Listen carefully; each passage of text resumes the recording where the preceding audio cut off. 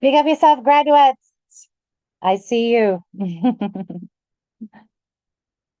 Well, go on, Paul, what's go on in the Thursday night, yeah. Let me hail up everybody who's in class. Big up yourself, Vanessa, my member, Karen, well, go on. Good afternoon, girls. So nice. Good evening. Good evening. Definitely like up the live as you enter class. We're going to have an interesting discussion tonight. Judith Bailey, big up yourself. Jeanette Johnson, good evening. Dawn, big up yourself. Welcome to class. Please like, share, and subscribe as you come in, fellow classmates. Good afternoon, Yvette Sharp, Thelma Ford, good afternoon. M. Steen, big up yourself, my member. Wagwan. Debbie Jervis, blessings, blessings, my sister, blessings. Good to see you. I know say I wanna miss me, in a certain ways. But we're gonna keep it good over here. But we have a few things to say, some of which will be quite controversial, but we're gonna talk. You know, one of the things, if you remember from past lives, you've heard me say, big up yourself, Kerry, what's up? Is that I have never had a problem with the need to monitor charities. In fact, I think it is a good thing when charities are monitored. I think it is really important that every charity is brought under the microscope for transparency and making sure that public money, because that's what it is used in an appropriate manner, right? And that when it comes to formal charities, there are formal bodies that do these things. In other words, every organized and registered charity will fall under the legislation of checks and balances when it comes to auditing. And it's really important that this takes place. Now, when it comes to informal charities, charities that are run and led by the community, this is a gray area in most society. Now, in Jamaica, case in point, we know that the government is trying to bring informal charities into alignment with formal legislation. In other words, all informal charities have been advised that they will need to register. Okay? This has become a pressing agenda in order to make sure that there are reduced risks when it comes to financing illegal activities. Very, very important. And also when it comes to reducing the possibility of fraudulent activities, such as money laundering and any kind of scamming that can take place.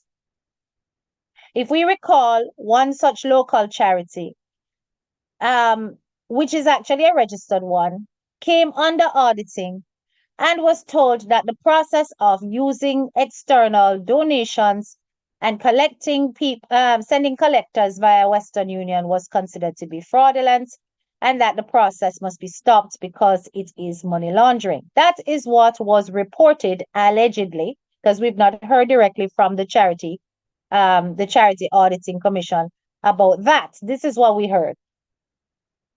Now, a lot of informal charities still exist to date. They have not yet become registered bodies with set and designated structures to ensure transparency. As a result of that, there are still a lot of questions around whether or not these charities are in fact straightforward, and whether or not people are using the guise of charity in order to live big. Let me take a seat. Hey, Steph B. Hey, Suzette. Hey, Karen. What's up? Hi, Andreen. Big up yourself. Unique treasure. Hello, hello. Now, the question is it possible for people to do that?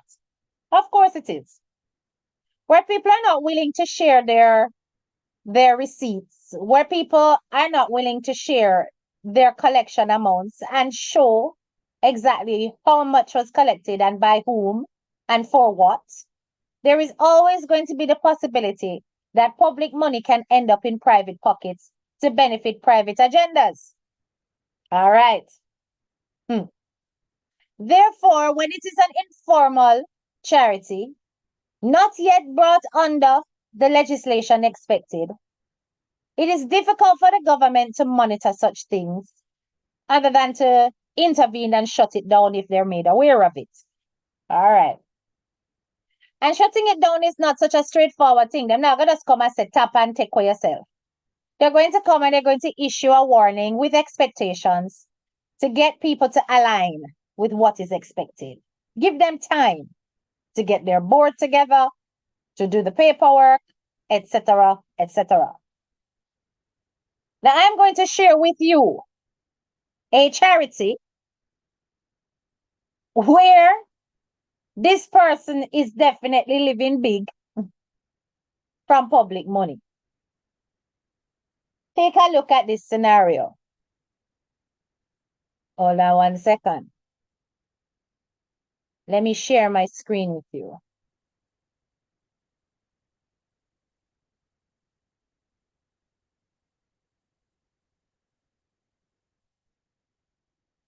Thumbs up when you can see the screen.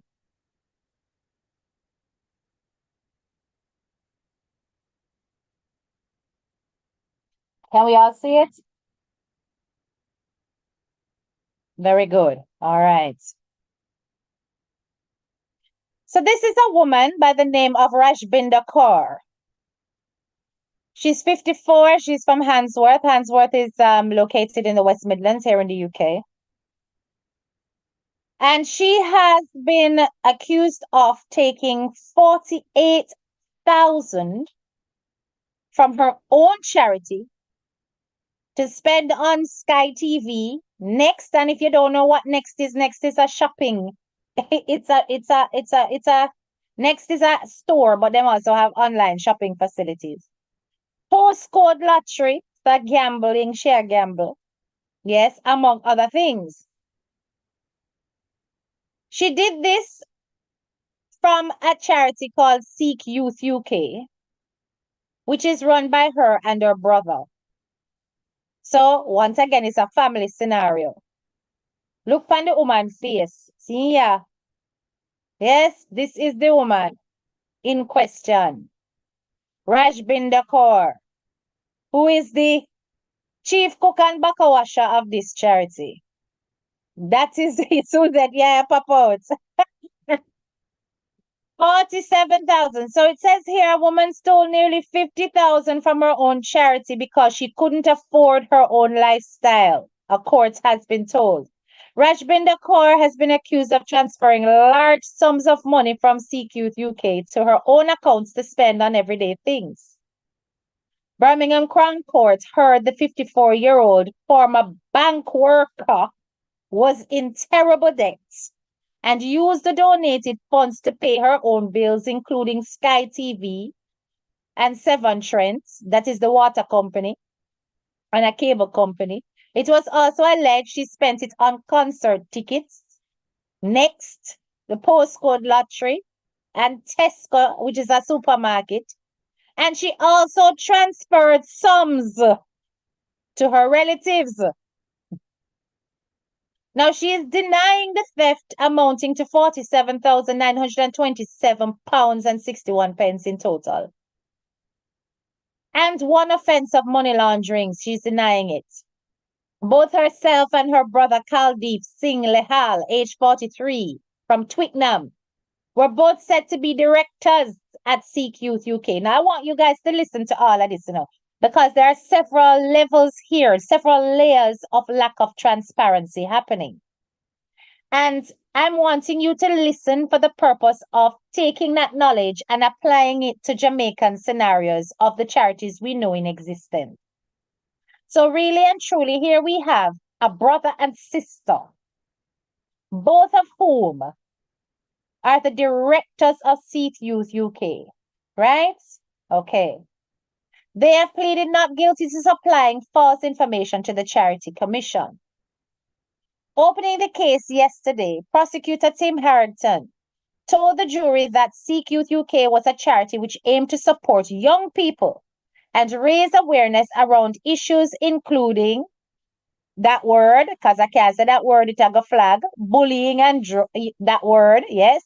He said, unfortunately for those who were generously donating, one of the people who was running it, Rashbinder Kaur, was a thief.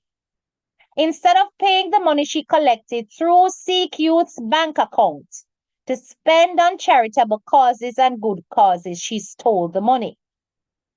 So in other words, she was not collecting the finances through the registered charity account. She was in fact collecting it in her personal account. The prosecutor told the court that in 2018, Kaur spirited the charity's money away by transferring large amounts to one of her own 56 bank accounts.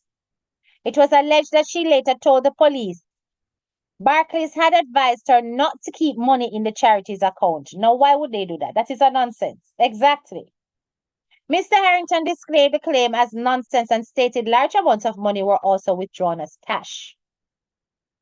So this is a case where them could have access to the accounts. They could easily withdraw without a second signatory because that in itself not supposed to happen. But they can in fact set it up like that and instruct the bank that only one person is needed to withdraw funds. Her case she wasn't being dishonest. There seems to be an admission she spent money on something she shouldn't have been. It may be claimed she wasn't being dishonest and was just leading a chaotic life. One of the reasons why she was stealing money, she had a large number of debts. She couldn't afford her lifestyle. She had taken out loans, had credit card debts. It was alleged Kaur stole around £30,000 raised through Just Giving. So Just Giving is a something kind of like, how you call it, kind of like GoFundMe. But instead, she was accused of transferring some of it to her sister, making payments to her own personal credit cards and loans, as well as spending it at Next, Marks and Spencer, Sky TV, and EE. EE being an electricity and gas company, right? These are the brothers, the big belly brother, yes. That are the brother, right? This woman siphoned nearly £50,000. And I really wanted to pay attention to this case because a lot of what I'm hearing is a lot of what is possible out there. A lot of these charities claim that they are formal or near formal organizations. But there are critical questions that are not brought to the fore for the public to be privy to. And that is one, who are the exact people sat on the board? Are they related? Because that in itself gives way for lack of transparency. Two, how does withdrawal of funds take place? Is it that the withdrawal of funds taking place can be done by one signatory, or does it need another person to co-sign in order for the money to be withdrawn?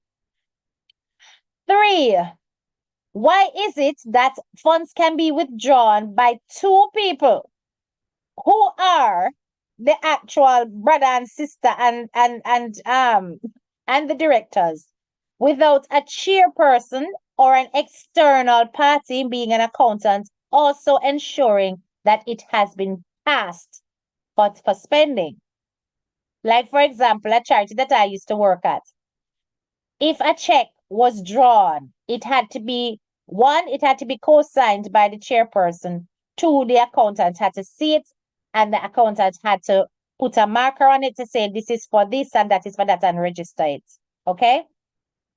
So without these things in order, even if the public are paying into an account that is claimed to be a charity account, they can then go into said account, take that money out and use it and spend it however they see fit to fulfill their wants and desires of materialism.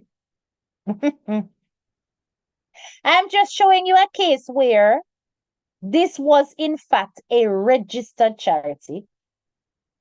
And despite it being registered, there is still room for thief.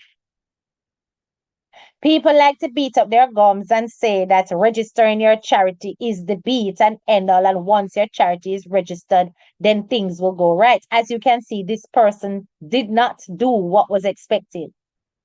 However, the beauty of being a registered charity, conflict of interest, of course. The beauty of being a registered charity is simple. That even if you choose to carry on with such shenanigans, it is likely that it will catch up with you because auditors are going to be on your back at some point. But to be honest, by the time it is discovered, one exec could be well and gone after them done rub up your money and gone about them business. Two, it could be the case that you've already fulfilled your lifestyle and you're ready and truly forgot prison and no business. Yeah, look on that lady in the insurance company where rack up millions in a fraud and she just got spent 2 years. It was worth every penny because 2 years are nothing. You understand? So there are many things that can go wrong even when you have got a registered charity. If certain things are not set up in a way that stops people from being able to exploit the bank accounts without there being a monitoring process to ensure that these spends are legitimate spends. Okay? And even then, people are going to find a way around that.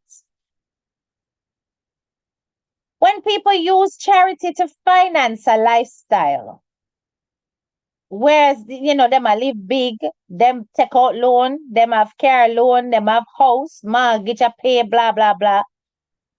It becomes evidence anyway to those who are looking on. Because it's like, well, where is the money going? There is no answer.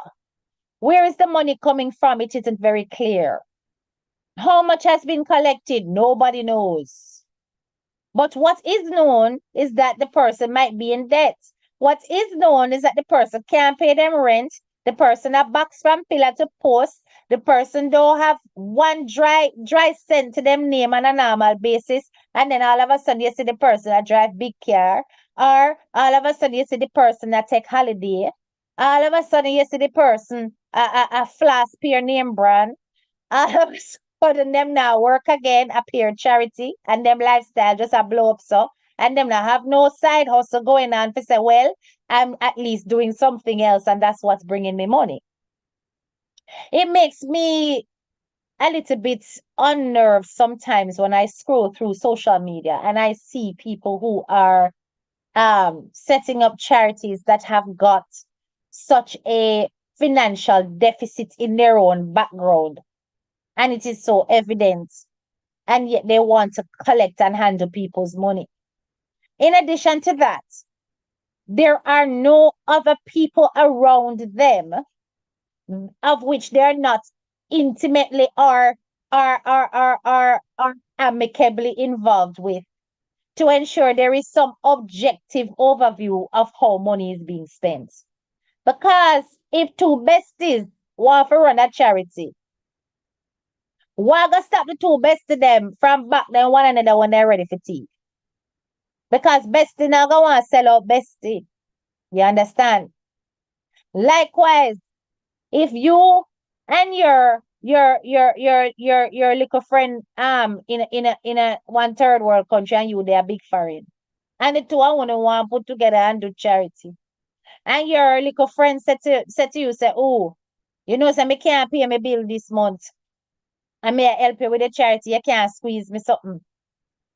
What gonna stop you from one squeeze that friend something? Because there are no checks and balances in place to make sure that the monies are being spent correctly. I just don't understand how it is that the public falls prey to scenarios like this. Now look at this. This is in the UK, This is not Jamaica where me just show now. This is in the UK. This is supposed to be a first world country.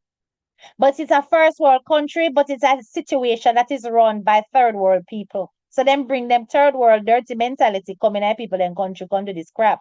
You understand?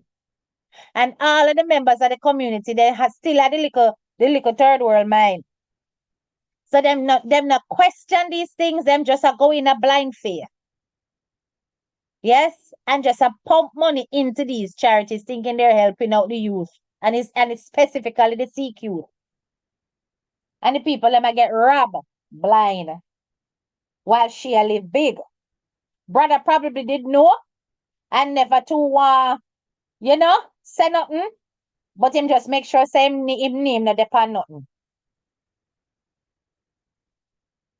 Further in the article, it explores the fact that he was never a signatory to any of the checks or any of the withdrawals or anything like that. But it's clear that they're saying that he knew about it. He knew it was possible and he never questioned him, just turned a blind eye. So when you hear of these charities springing up all over the place, and you don't ask these crucial questions, and all the money get take and it get used for live in a all kind of lavish lifestyle, or it get used inappropriately, you really only have yourself to blame, because at the end of the day, you are operating in blind faith rather than in public and open structures. Yes? There is no excuse in this day and age for any charity that really wants to be established not to be registered. None. I have been saying registering a charity is always the best move. Even if it works out and it works fine and you have a little methods or whatever, why not mainstream it or mainline it with the expectations of governments, so that you can be audited and the public can feel a sense of relief to know that that money is supposed to be being spent the way it is intended. And even so, as I said, you still can't guarantee nothing. But when you see people, when I have dry sent to them name, or them whole lifestyle is a mockery, and then them want to come take over and run charity without themselves being in order. And them is the director, the secretary, and the treasurer. Or them and them bestie is the director, the treasurer, and the secretary. Uno would a really fool for putting no money there, so that not make no sense. Mm-hmm.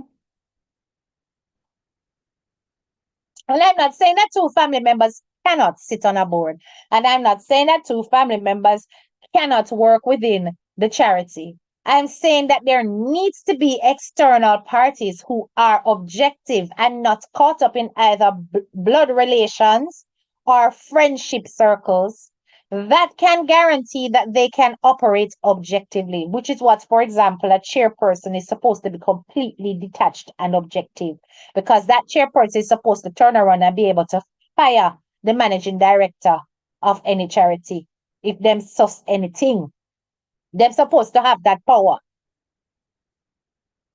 Question, question, question before investing. Especially in the type of charity where you don't know how much is being collected, you don't know how much is being spent, you don't know where it's being allocated. Yes? Because their books are blind to the public. Be careful. So yes, I really wanted to highlight this case to show you guys that even in registering a charity, that's not just the only thing. There are certain structures that need to exist within that registered charity to show that things are above board and transparent. And it really lies within the personnel that are behind the purse strings. And the monitoring and evaluation practices of that organization should be such that it includes third parties with objectivity. Yeah, man. So I really wanted to raise that. But let me move on to the next part. And let me know if you have any questions. You know, graduates, I really struggled today because at first I was gonna do a video. I wasn't gonna come live. I was gonna do a little bit of this, little bit of that video, and my spirit was so heavy. My spirit was so heavy I couldn't do it. And when it comes to editing, I don't know anybody who's in the creative industry will know what I mean. When it came to the point of editing and stuff, you have to feel, for you to have a creative player, you have to feel in a way like-minded. Yes, but my spirit was heavy. I was in fact very, very down, especially after last night. Those of you who are on my Facebook, you know exactly what I was referring to. When I saw what took place in Georgia, I was quite distressed about it because, as an educator, as a person who used to be in the classroom, I give God thanks I'm no longer like that. But for somebody who used to work the shift the school hours, I I sympathize and empathize with my fellow teachers, especially given the circumstance in America where gun law is just so lax. So it was distressing, but you know what was doubly distressing? Because it turned out that Appalachia High School in Georgia is the school of my son's friend. And this teenage girl actually texted my son once she had gotten out onto the football field to say that it was, in fact, her school that had experienced this tragic incident. And to make matters worse, she was yards away from the perpetrator, hiding in a cupboard. She was hiding in a cupboard along with others. One of them big kind of stationary cupboard like. So she was in there with other students. And she could see through the peephole the young man across the corridor going up and down. And she could hear the shots being fired. Of course, people who are see further, when he was doing the things them were able to film one of the tragic events, and the little clip started doing the rounds and also ended up in my son's phone. So I saw a first-hand view, which has not been on the news, not been anywhere. I have seen, and I sent a small clip of it to a friend, but I have a longer one.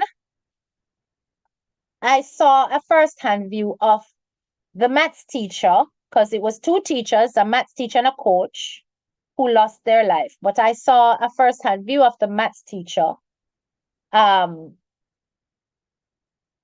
having his life taken and being on the floor, covered in blood.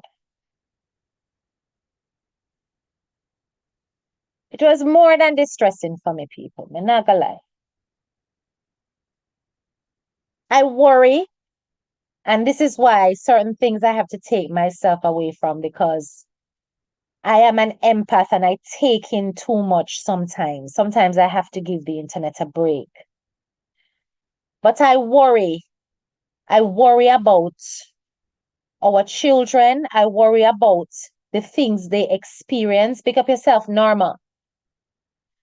I worry about what we as parents can do to rescue our young people from a life that we don't know, because this was not our childhood. Yes, we had crime take place, yes, but not like this. And I want you to understand that this is not just an America problem, because I know with our people, we like to shut down our minds once we hear the locality come up and it is not in our islands. It's like, well, it not have nothing to do with we. That is a lie. And I need you to understand that, remember that America is one of the top destinations of migrations for Jamaican people. We go there to live very often. And we go there to establish families many times. Marriages take place, children are born and raised in these countries. And you yourself may be thinking, well, that's in Georgia, I'm in the Bronx, or I'm here, and it's not going to happen here. But it only takes a moment for it to end up right on your doorstep. Now, the beautiful thing about Appalachia that some of you may not be aware of is the fact that the teachers have a digital card, big up yourself, Bayesian girl, that they have around their necks. Now, listen to how technology can cure as well as can kill. They have a digital card around their neck. And on that digital card, they're able to press 4 times for a suspicion, which will trigger security to do a check to go around and blah, blah, blah. 8 times for imminent danger. And the police and first responders are there within minutes. And because a teacher was astute enough to spot what was taking place quickly and do that procedure, first responders were there within 2 minutes of the shooting. Jamaica don't have this. Remember, it is just in July here that we experienced a mass killing in Cherry Lane, a Cherry Lane or Cherry Tree Lane, whatever it named, in a St. Catherine. And one of the deceased was what, a 12-year-old or even younger child? And it took ages for the police to respond. You hear me? Had the public not intervened to scatter the people who were doing the attacks, it probably would have been worse. Yes, the police managed to take the 3 points of one suspect, but the suspect is not necessarily the person who did it. Is a suspect. It's almost as though it was a backhanded reaction, kind of like, well, you are wanted anyway for a whole heap of crime, so let the crowd be satisfied that at least we get rid of one. But I'm saying to you that there are certain things that are happening amongst our youth that is getting worse and worse and worse. Have you ever considered why? Why it is we never had these things when we were little? There is an answer. And I'm wondering if my graduates have analyzed and seen this in order to protect your own. What is present amongst the youth now that was not present in our time? Let me see if anybody can write it in the chat. What is present amongst the youth now that when we were children, it wasn't there? Let me see if you can put it in the chat if you have thought about it. Big up yourself, Juliet.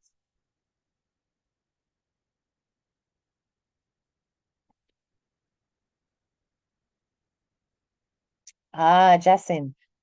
Good evening, Sanika. Good to see you, sis. Titanium. You're hitting it on the head. Correct. Video games. The internet. Phone. No man, Janice. That did a long time. Janice, another one there. Not that one. I'm gonna take it out of the chat here because I think that YouTube may flag your comments. All right, so let me just remove that. But no, Janice, not that one. That one been around for time. Phone as in mobile phones, right? Cellular phones. That is it. Afternoon, Arlene. So here in the South Florida, they implement metal detectors in high school. At first, they make a big fuss, but it gradually work its way in. Yes, video games, phones, social media. Thank you, Karen, social media. Yes, cell phones. That is it. I want you to listen to I want you to listen to Camilla.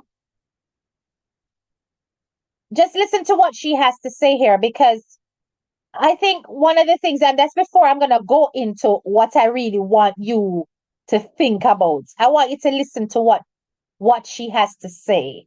Okay?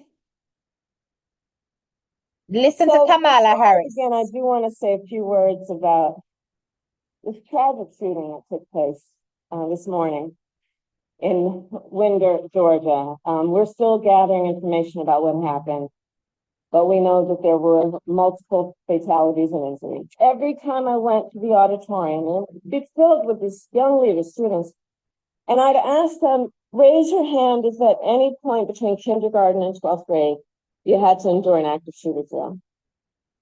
And for the young leaders who are here who are raising their hand, I'm telling you, every time the auditorium was packed and almost every hand went up. You know, a lot of us, I'll speak about myself, you know, we had, well, I grew up in California, earthquake drills, we had fire drills, but our kids are sitting in a classroom where they should be fulfilling their God-given potential, and some part of their big, beautiful brain is concerned about a shooter busting through the door of the classroom. It does not have to be this way. It does not have to be this way. All right. So, very much a part of the American reality, this, that children have to be concerned about this. But I am saying to you that this, what you are observing in America, Jamaica, had better wake up. Because, you know, them have a saying that's so America PP. I saw it land pan we in the Caribbean. Everything that are going over there eventually filters its way down to our islands. Because we literally mimic that continent. And globally is no longer global. Globally is now locally. Because the internet, social media, has brought everything international straight into your bedrooms, into your living rooms, and also into your pockets with your mobile phones. At the touch of a button, our young people are able to observe these actions, these events, to take in what is happening across the globe in the split of a second. They just need that Wi-Fi and that data. Being influenced by peers is not just about the person down the street or the person next door anymore. It is also about being influenced by peers across the world. What is disturbing is the fact that in many instances, they are able to communicate with children of varied backgrounds through gaming. Now, what was discovered about the young man, Coates Gray, is that he was a fairly isolated young man. He didn't mix with anybody. He didn't have a lot of friends. And in fact, he was very quiet in class. But I bet you when they dig and further investigate that he had an active gaming life, I bet you. In the recent study around the shootings that have taken place in schools, many of the perpetrators had active gaming lives. They were hardcore gamers. A lot of them loved Call of Duty, Roblox, When next one when we did read in the study? The one with them teeth care. Our name. Grand Theft Auto. Among some others that were not so popularly known, but known amongst gamers to be games that were very, very graphic, with lots of life being the aim. How many of our young people, how many of the children that we have in Jamaica are caught up with games like this? How many of our children either get a tablet, a mobile phone or cell phone as you call it, a laptop, an iPad for Christmas, for birthday?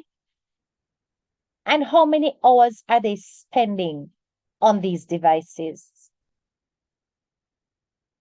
This is where they build networks and communities that you have no access to. This is where they have conversations, exchange ideals that you as parents cannot monitor. This is where they learn strategies to escape being noticed by adults, to remove the circumference of guidance that you may have in place and outsmart your de-digitalized minds, because most of us are not from the digital era, so we don't know what a strike. When your child locks away or sits for hours focused on a screen, you do not know what messages are being passed. Even if you are familiar with the game itself that they're playing, you don't know whether or not there are hidden communities of chats where some of the sickest and most deviant minds are there to recruit your child. It is a dangerous world that we're living in. And that's why I said to you that the digital age can cure, but it can also kill. A lot of these teenagers that are doing these things are caught up in this digital world. Now, somebody might be saying, but you can't really blame computer and there's something there for them things. Let me ask you a question, graduates. Do you know about frequency? Do you understand what frequencies do? I'm going to take you back a bit historically. Who knows about the Tibetan monks and how they use vibrations and sound in the art of meditation? There are certain sounds that they will produce from a singing bowl that they will use to meditate. Those are frequencies that are used to clear the mind and bring you up to a different level, so you can meditate deeply. What about hypnosis? Ever observed how hypnosis works? The way the voice is used to reverb, how they use sounds to put you into a trance. Frequencies. All of which have great impact on the mind. And these frequencies are in fact pulses. And these pulses of sound can have an impact on what you think and what you do. Work with me here. It's very deep, this. Computer technology is full of frequency. It relies on it through very Wi-Fi, waves. It relies on it. Messages are being passed through the air on a rapid scale. And when your child is sat absorbed, even to the point where they now have virtual reality kits, where they cover their eyes and they're playing in that virtual world for hours on end, they are receiving those frequencies on a rapid scale. And when they put that down and they go to bed, do you think the thoughts stop? Do you think they no longer think? about what they were observing in the games, especially if it's a shooting game. It still transcends into their subconscious. I mean, it's a whole heap of people now got to listen to this and then until it's too late for somehow, no. But may I tell you straight, we have to be careful what we allow our children to absorb. I have taken drastic measures in my household. I have removed gaming from rooms for my younger child. I can't really do not much about the older one, the 18-year-old in done got bad already. But me can only advise him, and his father can only advise him. But I'm telling you, it's limited gaming, limited interaction. Now, people are blaming parents, but I'm going to tell you why parents are partly to blame when you have children like this. Often it is because of a lack of monitoring of what they're accessing.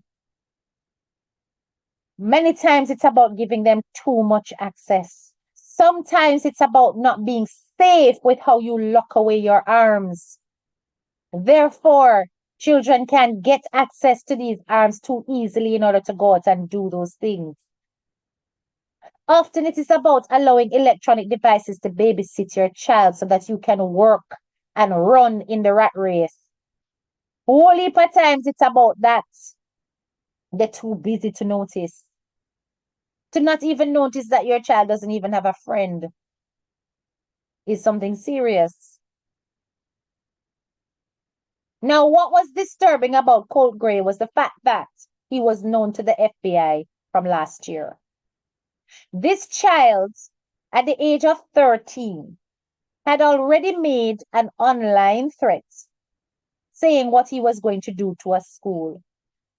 When investigated by the FBI, he denied it vehemently, and the father also backed his son and told the FBI that his son did not have unwanted access.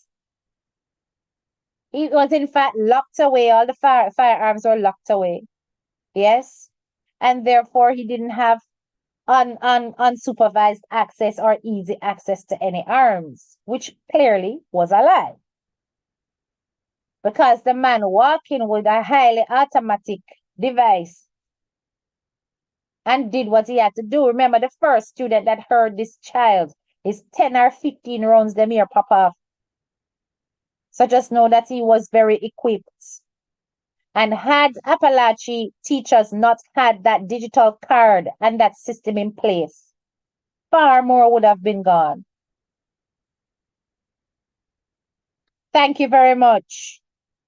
Electronic devices are now the babysitters for some parents, and we are doing it in Jamaica. We are. When I go on TikTok Jamaica and I see some little ticky something. But them on TikTok, I do TikTok. And them I do the whole of the dance, them and the ray. There is this one TikTok, I know she's like she's an adult, as in she's over 18 or so. But me not gonna lie, she's still very young. She doesn't look to me like she has hit 20 yet. And every time she's on this internet, this TikTok, she in a this shortest skirt and they sitting there right up on the whole of front out her door and in dead up and no matter how much people I tell her to cover up at that time, it's sit down bad. And I'm just like, this is content for for this person. But who is there to guide? Who is there to stop? Nobody. I see some parents using social media in such a way that children must struggle to learn how to be on social media. Speaking of which, have you been following the war between this lady named Dan? Hold on. Me go show you something, because this bring me to my next point. About how adults, the big old taffram them, how them behave on social media. And therefore, how we expect our children to be any different. Hold on there. See it here. Let me just pull this up. share.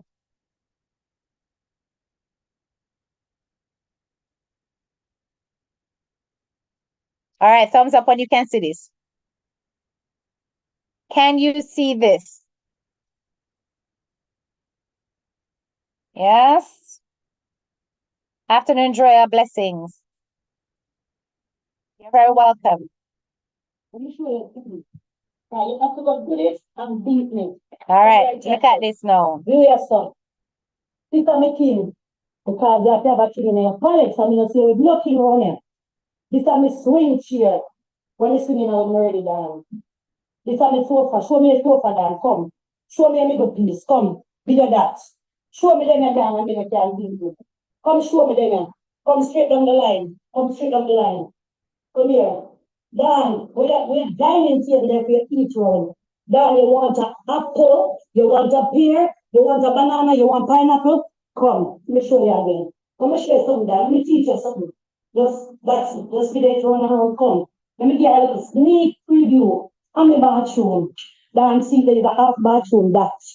All right, come back here again. Come. Come. Right there again. Come, man. Keep there right yourself. Come right yourself. Keep there. Dan, I'm a laundry, I wash my husband because you can't soak up and push on up yourself. Yeah, show me that. You're not husband washer. Keep it again, Dan. Expensive fridge. A spice thing we are doing right yourself. Do this and beat me because your juice, they pay your fridge stock, your solid juice, they pay your fridge stock. You this and beat me now. Come back for yourself. Come again right yourself, Dan. What do you want to drink? We have penny. We have everything yourself. Teacher, come down. You're glass and the rest. Anything you want to drink. Because when we say we have brunch, you know, already the door, a local restaurant that with the up the road. Come, walk with the video. Come down here to this and beat me because everyone is ever in. You know them colors. Come. Upstairs. That's on my barrel. You mean, it's send one already and I have to the next one. Come on, Dan. Do this and beat me, Dan. Come do this and beat me. This. I'm a doctor room. I'm not in there as well. It's my machine and I'm going to work out on Dan. Do this my doctor room, Dan. Do this and beat me, Dan. Dan, do this and beat me. I want you. Show them. A fully bedroom set like this, Dan. Fully bedroom set. I'm a doctor room this. Bring the camera. And that's all. Maybe my person on the mission night has done. Do this and beat me, girl. Come on, Dan. Come talk to me, Dan. Do this and beat me. Dan. So the bathroom, Dan. Show me your one. Take a tour again to the bedroom. Let me show you. I'm a down blood clot sleep. We are down sleep here. Double king, Dan. Dan, double king. Show them. Be there, get down to your girl, old girl to live. Oh, belly to play. Big king size, my Dan. How are you? Right, that's up. Cute and girly, cheese with it. Cheese with it, watch out. Come on down. Can't smell green, no type. This of it is, this, no, this of it, oh, and this of it is that. Come talk to me, Dan. When I can't show me, they can't talk to me. Come here, say again, my husband. Show them. That was no problem. Bro, Louis V. Yes, but night, tonight. See that? Yes. Florida. And in a blood clot, we go to your man. Don't talk to me too converted, man. You can't talk to me, Michael Tour, Donna Karen, Calvin Klein, Michael Kors, so don't talk to me. It's bad. Michael Kors, sit it down. And you want to come for them? Hey, let me show up some girl how the dance sit. How do you done? You know about this girl, I'm a bad minded Dan. Come talk to me. You have anything to me bad minded Dan? You don't have nothing. That girl just wants to show you. Oh, the dog love class. See that Dan. I will block down this and back back. Oh, yes, I will still girl see that. Dan, this, I have one word. Long time, big man. Next week, to the damn time here. Come back with your own word to me. Hey, I have to do it. And beat the dog. And it's an old dog sleep. The dog queen and palace. Yes. And this is my king. Let me tell you something. Come on the video. Good Lord. So that was Sunshine versus Don Reed. Yeah. And Dawn is a what you would call a dolly type. Dawn do up her body and Ray, and she do some DJ business and all of these things, right? So it's not a surprise that they are a similar looking type. But not gonna lie, still, our house looks very, very nice. It is a very nice house. She's set up good and everything nice. But let me ask you a question, graduates. Is this the kind of example that we really want to be setting? That we have to come online to show off material gain in order to prove success? Is it a necessity to do so in order to be successful? At the end of the day, it is clear that Sunshine adore our team. It's beautiful, our house is nice. But when you have to get to that, then are you confident in where you are in life? It should be a case of, all right, Sunshine decide that one day she's gonna do a little video talking about how to decorate here or there, and it just show that way there, some other way. But to use it in order to measure up to somebody else, to me, is a very basic way of thinking. It's a very basic way of showing your success. There are people out there who are very successful and financially very wealthy, but don't necessarily go all out in terms of how to decorate their house. They just keep basic things. Some people have a lot of money and will never buy an expensive car. Them will just buy a little small thing, but get them from point A to point B. Some of them never have a car because it's just too expensive to park, etc., etc. And then would rather not them just take public transport. There is a real lack of humility that comes from nowadays acquiring of wealth that really and truly did not necessarily used to be the case in our days of children looking on at wealthy people.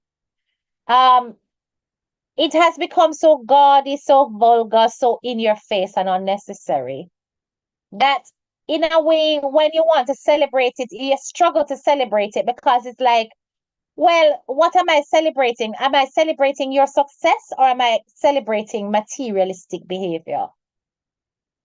Do this and beat me. Look for what I have. Look for my house. Look for my car. Ray. Is that necessary in order to show your quality and your worth? In a world of financial aggression, where everybody is about getting the money, because that is what our world is about now. You have to be up there in order to live a certain lifestyle. If you want the human here, if you want the nice things, them, if you want to do your body, if you want to be chrome, you have to cost, you have to have money, you have to have the finance to back it.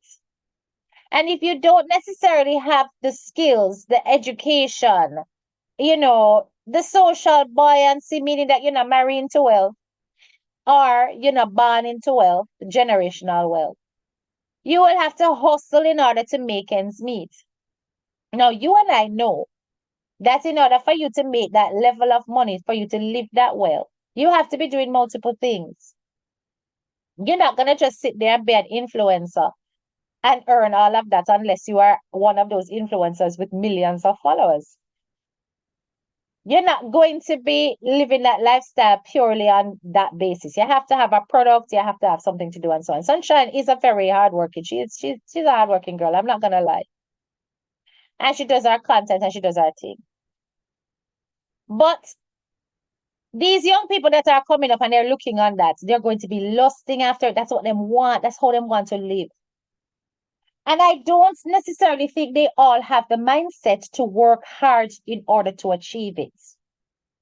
And I'm telling you, as the generations go down, the desire to hustle multiple work, to do anything to make ends meet is less and less. They want it easy, not hard. So when I tell you, some see little young girls on TikTok literally I dash out their front in order to get gifts. Yes? Because them don't want to work hard, them want to work easy. When you see people, men on TikTok slide in a DMs in order for choppy line. Because them don't want to work hard. Them want to work easy. And them I use them looks to try to get people to send money go to them. The young people are trying to outsmart working hard in order to get this lifestyle. And when we who are from the background of grafting, we know what it mean like to work hard. When we I do this and I show off and I go away and the young people them see it and say, yeah, I want that and them will do anything. When them can't do it in a legitimate way, them are gonna do it in an illegitimate way. And that illegitimate way is all about belonging to the new world order. Everybody wants to have a credit card. Everybody wants to have money in the bank. Everybody wants to drive a big car. Everybody wants to have the look. So when them can't go to work and get it done, them will juke up somebody's feet. You understand me? Thank you very much, Rowena. Them will do anything for it. Them will scam for it. They literally in Jamaica now, as young people celebrate banging the line, them celebrate it. You hear it in the music, tell you upon the street, it is the same. When I listen to some of my younger relatives speak, they do not speak about such lifestyles with condemnation. If somebody them know bang the line, or chappy line, or a chopper, them just say, yeah, chopper, you know, and it don't come in like nothing to them. When I tell you that what is happening in America is going to end up on your doorstep, you better believe it. Don't think for a second that we are immune to this. It has already started happening. It has already started happening. And the government is going to let us get caught sleeping. At least Appalachia had a system in place where they could respond quickly and resources were in place to make sure that they could handle it. I'm sure you guys also saw what happened in the Bronx when they had the West Indian parade. You saw how people just running for them life. And one vagrant fired how many rounds into the crowd? And just one nugget of what him fire off injured 5 people. One person it goes straight through them. Or 2 persons, I think. And at the end of the day, this disregard for life, this desensitizing to people losing their life is often as a result of digital imprints in their mind. Things they've seen in games make it so much easier to see it in a real life. And the more realistic the games become, the easier it is to imagine it happening right in front of their face. Young and impressionable minds turn out into the worst types of psychopaths, criminals, schizophrenics. And schizophrenia has always been there. Psychopaths have always been there. But imagine how much worse they are when they are being groomed by these digital devices. When they are accessing images and ideas that you would never dream of creating. I don't know about you, but my heart is heavy. My heart is heavy just thinking about it. And as a mother of boys, my belly button move when I see those things on the news. It disturbs me. When I saw, as a matter of fact, I wonder if I have it. Hold on. Hold on 1 second. Let me see if I had transferred it. Okay, yes, I have. I want you to see this. This happened in England here. And brace yourself, trigger warning. Okay? Children did this. Hold on. children have been suspicion of murder. Let me pull it up.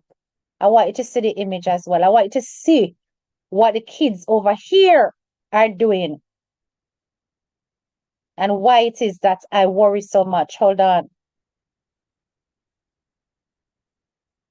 5 children have been arrested on suspicion of murder after an 80-year-old man was allegedly kicked to death in a park. Bimsen Kohli was walking his dog through Franklin Park in Leicestershire when he suffered a serious assault at the hands of a group of young people. He died in hospital just one day after the attack. 5 children, 3 12 years old and 2 14 years old, have been arrested on suspicion of his murder. According to his daughter and local residents, Bim Kohli was shoved to the ground, kicked and punched repeatedly, and had been attacked by teenagers before, with stones thrown at him. 5 children have been arrested on suspicion of murder after an 80-year-old man was allegedly kicked. Wanna hear that? I wonder if wanna hear that.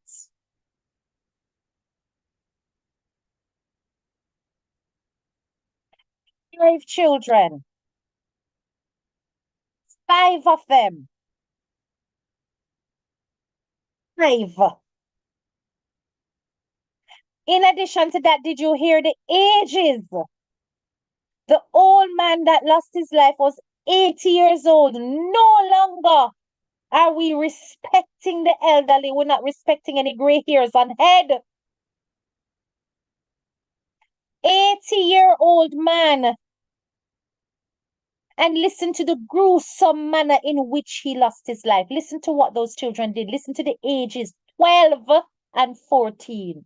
The update on this is, it is one of the 14-year-olds that has been charged with taking the life, because that 14-year-old, it is his actions that took the man 3 points, but the rest of them all participated in the assault. 12 and 14. Children. And this is just one case, there are several others that I could share, but I don't want to distress on it too much. When I tell you that it is becoming an epidemic, child killers are becoming a thing. It's becoming an epidemic that is global. Not just America, not just the UK.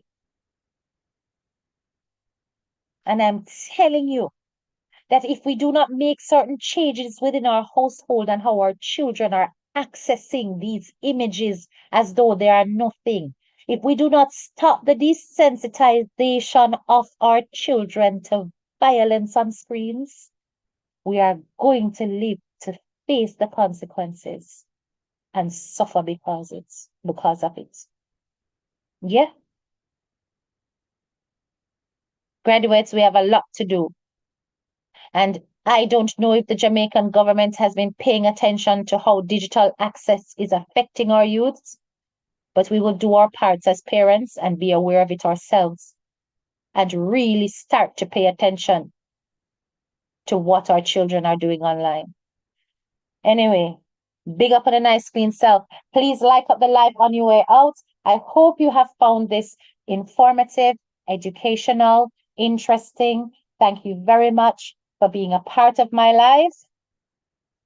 And let us not pay the price of the New World Order in a way that we will regret. This is your girl, Head Teacher K, and I'm out.